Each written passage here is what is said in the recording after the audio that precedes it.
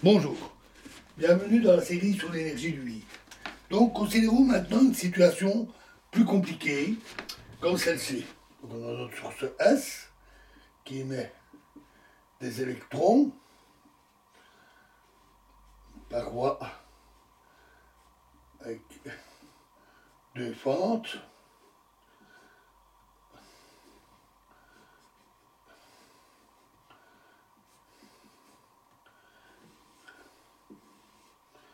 et le détecteur en X. Nous avons là deux parois intermédiaires, l'une avec les trous 1 et 2, l'autre avec l'autre paroi avec les trous A, B et C. Et un électron peut par exemple aller suivre un tel chemin. Et donc sur la dernière paroi, on a le détecteur placé en X, et nous voulons connaître l'amplitude pour qu'une particule arrive en ce point. Eh bien, une des façons dont vous pouvez trouver cela consiste à calculer la superposition ou l'interférence des différentes ondes transmises, mais vous pouvez aussi le faire en disant qu'il y a 6 routes possibles, et en ajoutant les amplitudes pour chacune d'elles. L'électron peut passer à travers le trou 1, puis à travers le trou A, et ensuite aller en X. Ou bien à travers le trou 1, puis à travers le trou, passer à travers le trou B, et ensuite aller en X, et ainsi de suite.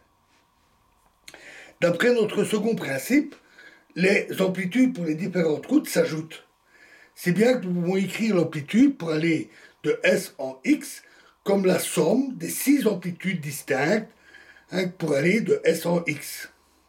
Par ailleurs, en utilisant le troisième principe, chacune de ces amplitudes peut être écrite comme le produit de 3 amplitudes.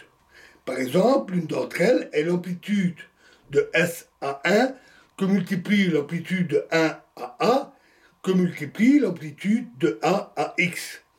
Et en utilisant notre notation abrégée, nous pouvons écrire l'amplitude complète pour aller de S à X comme XS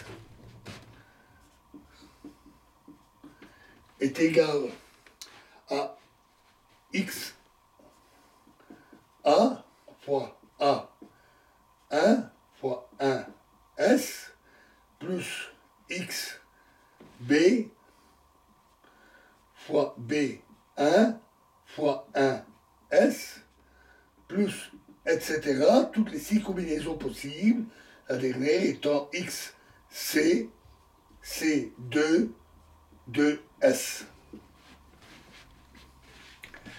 Alors on peut encore gagner de la place en employant pour la sommation la notation suivante, qui est très pratique.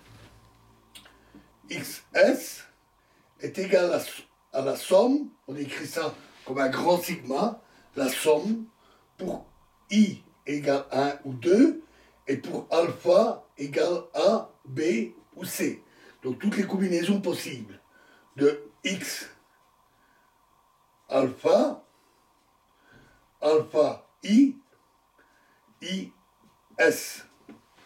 Et les 6 combinaisons possibles redonnent les 6 termes de la somme. Alors il est important de vérifier la consistance de ces règles. Mais cela se constate aisément. Par exemple, si l'on considère que l'amplitude, pour que la particule arrive en A, en passant par une des fentes, 1 ou 2, on a, comme dans l'expérience de Young classique, AS est égal à A1, 1S, plus A2, 2S. C'est les deux chemins possibles pour aller de S en A. Maintenant, si on veut connaître l'amplitude pour que la particule arrive en X, en passant par A, il suffit de multiplier les amplitudes. XS est égal à XA, donc l'amplitude pour aller de A jusqu'à X, fois le résultat précédent, A1, 1S, plus A2, 2S.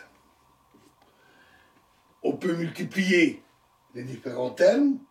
Cela donne XA fois A1 fois 1S plus XA fois A2 fois 2S.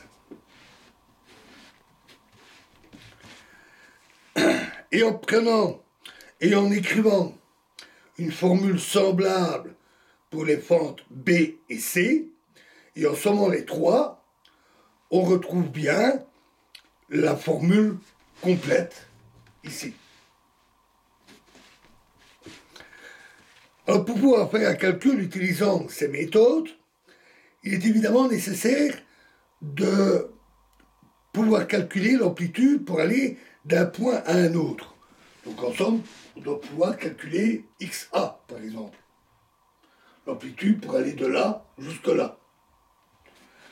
Alors, ce n'est pas du plus hautement complexe, mais c'est quand même trop compliqué pour ici, trop mathématique. Et donc, je ne vais pas le donner. Je ne vais pas donner cette méthode.